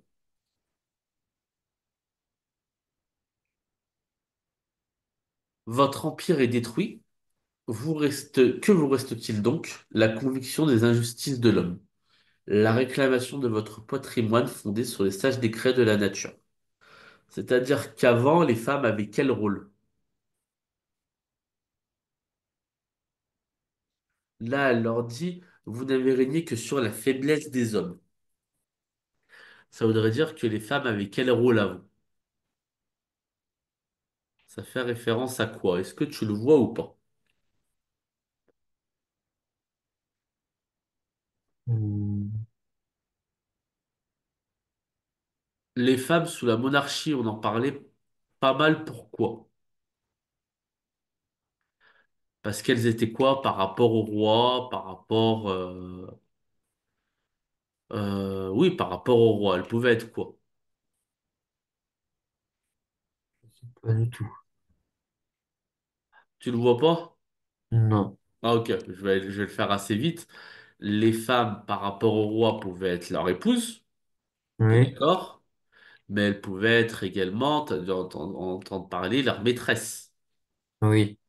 Et justement, la maîtresse royale, ça a été une fonction très importante dans la vie politique française avant la Révolution. Ah oui, du coup, c'est là la faiblesse de l'homme. Voilà, exactement. On accusait les femmes, les maîtresses des rois, d'être plus puissantes des fois que la reine elle-même et de mener le roi par le bout de la baguette. Oui, Voilà. Tu vois. ok. Par exemple, si je prends un exemple tout bête, Louis XV et la marquise de Pompadour, par Oui. exemple. Donc, Ça montre que les femmes avant, alors elles généralisent hein, évidemment, mais elles jouaient ce rôle. Votre empire est détruit. Que vous reste-t-il? La conviction des injustices des hommes. Donc, justement, cette période, elle est détruite. Ces événements sont derrière, mais qu'est-ce qu'il reste? Rien. Ça veut dire que les femmes qui n'avaient que ce rôle, justement, le temps est révolu, donc elles n'ont plus ce rôle à jouer. Et normalement, elles devraient avoir un autre rôle à jouer. Et justement, c'est quoi ce rôle? Ce rôle, c'est réclamer votre patrimoine fondé sur les sages décrets de la nature. Tu vois qu'encore une fois, elle en fait appel à la nature. Elle fait appel justement à la nature pour que les femmes puissent réclamer ce que la nature leur a donné de droit, c'est-à-dire l'égalité. Ouais. Tu vois ce que je veux dire? Oui, oui, Voilà. Après, là, j'enchaîne, je synthétise, mais si tu vois, c'est ce qui compte. oui, Qu'auriez-vous oui. à redouter pour une si belle entreprise? Le bon mot du législateur des noces de Cana, pardon. Craignez-vous que que nos législateurs français, correcteurs de cette morale longtemps accrochée aux branches de la politique, mais qui n'est plus de saison, ne vous répète, femme, qu'y a-t-il de commun entre vous et nous? Auriez-vous à répondre? Donc, tu remarques qu'il parle de législateur français, législateur des noces de Cana et législateur français. Donc, quand elle parle de législateur, elle parle de qui en fait?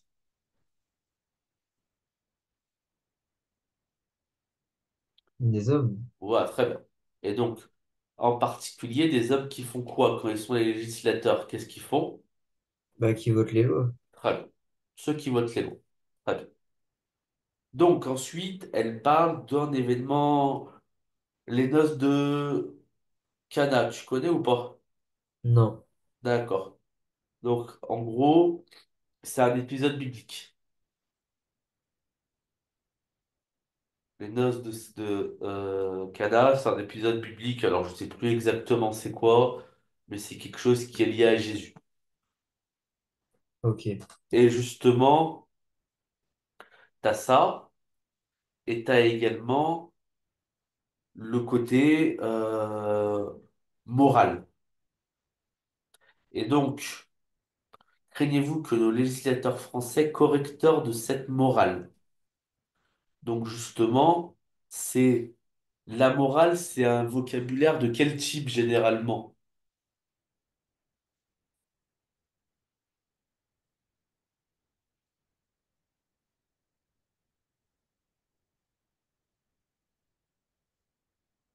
Qui pourrait faire la morale en fait?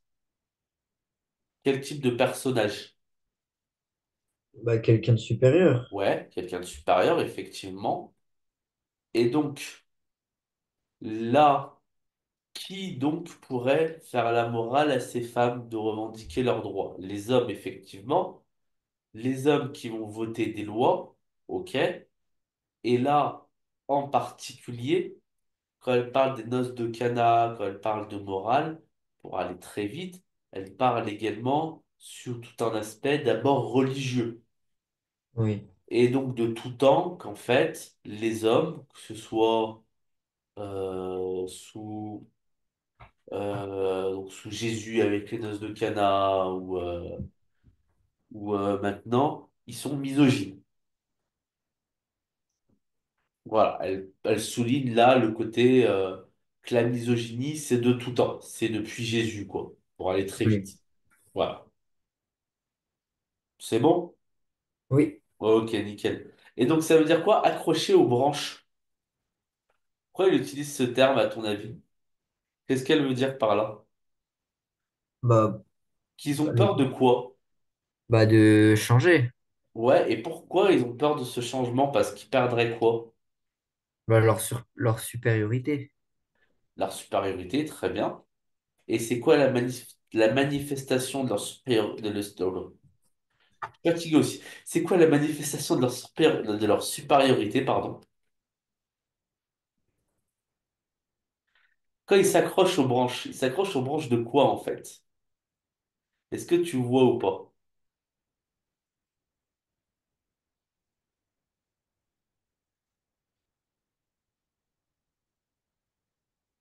Ils sont accrochés aux branches de la politique. Ça veut dire quoi, ils sont accrochés aux branches de la politique? Ça veut dire qu'ils ont peur de perdre quoi en fait?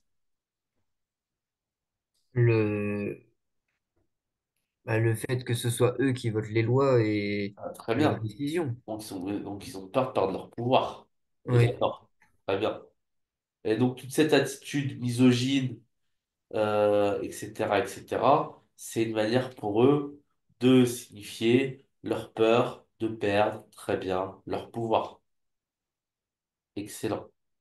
Et que justement, ils ont tellement peur de perdre leur pouvoir qu'ils en deviennent misogynes, alors qu'en fait, mais qui n'est plus de saison,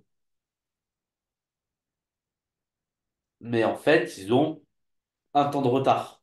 oui, Pourquoi ils ont un temps de retard? C'est parce que la Révolution française, elle a posé beaucoup de bases, et donc que parmi les bases de la Révolution française, c'est le fait que on traite les religions de façon un peu différente, dans le sens où la religion a plus autant d'importance qu'auparavant.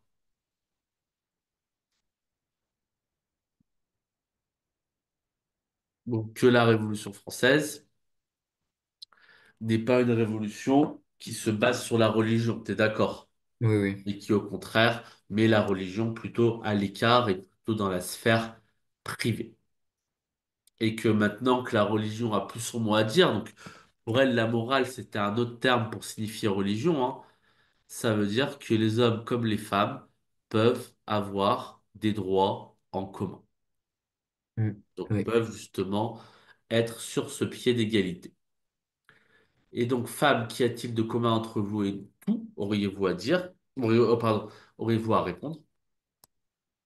S'ils s'obstinaient dans leur faiblesse à mettre cette inconséquence en contradiction avec leurs principes, opposent courageusement la force de la raison aux vaines prétentions de supériorité, réunissez-vous sous les étendards de la philosophie, déployez l'énergie de votre caractère et vous verrez bientôt ces orgueilleux de serviles adorateurs rampant à vos pieds, mais fiers de partager avec vous le trésor de l'être suprême, quelles que soient les barrières que l'on vous oppose. Il est en votre pouvoir de vous affranchir, vous n'avez qu'à le vouloir. Donc ça, c'est une dernière phrase qui est plutôt longue. Donc pour aller très vite, les orgueilleux, c'est qui? Les hommes, Très bien. Donc pourquoi ils sont orgueilleux? Ils sont orgueilleux parce qu'ils sont faibles, parce que ils ont des vaines prétentions. Donc seulement la vaine prétention, c'est justement de se croire supérieur. oui, Donc avec ça, qu'est-ce que les femmes doivent leur opposer justement? D'abord, la raison. La première chose que la femme a opposée à ça, c'est la raison. Ce qui est d'ailleurs paradoxal, parce que justement, qu'est-ce qu'on dit de la femme souvent en termes de caractère? On dit qu'elle n'est pas raisonnable. oui, Donc justement, c'est les femmes qui, au contraire, pour l'homme de gauche, sont raisonnables, puisque elles savent d'elles-mêmes qu'elles ont le droit naturel à l'égalité, ce qui n'est pas le cas des hommes qui, eux, ne le savent pas, donc qui sont totalement déraisonnables. Très bien. Donc, tu as ça. Donc, le raison, la philosophie. Donc, la philosophie, tu es d'accord que c'est l'usage de la raison. oui, Et donc, c'est encore plus paradoxal parce que il n'y a pas 10 000 femmes philosophes, hein. Alors, il y en a, mais elles sont rares. Souvent, on a dit que la philosophie était plutôt réservée aux hommes. Parce que justement, ce sont les hommes qui raisonnent le plus, et l'énergie de leur caractère. Et donc tout ça, c'est pour signifier qu'en fait, les femmes sont plus intelligentes que les hommes, oui, tout simplement. Et que c'est en vertu, justement, de cette intelligence que les femmes doivent agir, tout simplement. Et donc, qu'est-ce qu'elles doivent faire? Opposer, réunissez-vous, euh,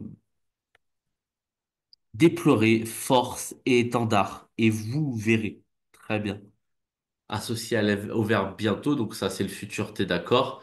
Et c'est pour signifier que bientôt, une fois que vous aurez fait tout ça, vous verrez que tout va changer.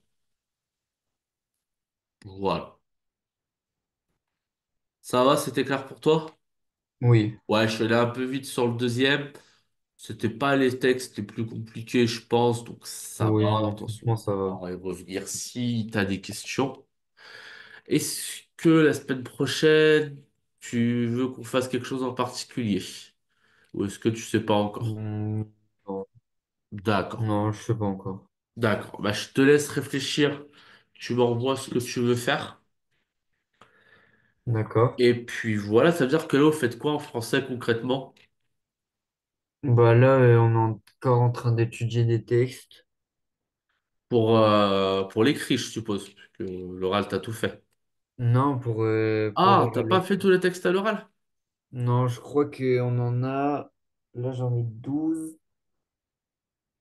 Je sais plus on en a combien, mais on est encore en train d'en faire là. D'accord, ok. Ok, ok.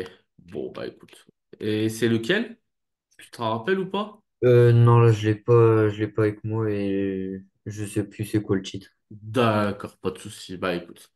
Bah, tu m'envoies ton programme pour dimanche prochain et on fait ça tranquille, pas de Ça souci. marche. Allez, je te remercie. Merci. Bonne semaine à toi. Merci à toi aussi.